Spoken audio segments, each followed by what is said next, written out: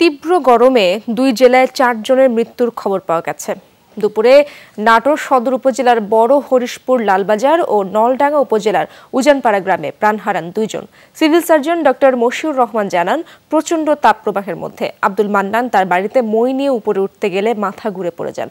সদর হাসপাতালে নেওয়া হলে চিকিৎসকরা মৃত ঘোষণা করেন তাকে। অপরদিকে নলডাঙ্গা উপজেলার উজানপাড়া গ্রামের খায়রুল ইসলাম জমি থেকে ভুট্টা তুলতে গিয়ে প্রচণ্ড তাপে অসুস্থ হয়ে পড়েন এবং মারা যান।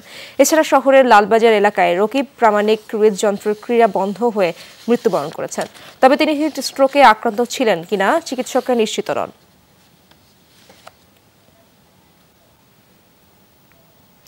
মুন্সিগঞ্জ সদরে তীব্র গরমে হিট স্ট্রোক করে আলাদা স্থানে 2 জনের মৃত্যুর খবর জানিয়েছেন চিকিৎসকরা। স্বজনরা জানান, জমি বিক্রির কাজে জেলা রেজিস্ট্রি অফিসে যান বাতেন মাঝি। বেলা 11টার দিকে হঠাৎ অসুস্থ হয়ে পড়েন তিনি।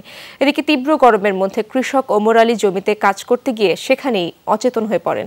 পরে স্থানীয়রা ধরাধরি করে তাকে হাসপাতালে নিয়ে গেলে চিকিৎসক মৃত ঘোষণা করেন তাকে। দুটো মৃতদেহেই হিট স্ট্রোকের লক্ষণ ছিল বলে জানিয়েছেন চিকিৎসকরা।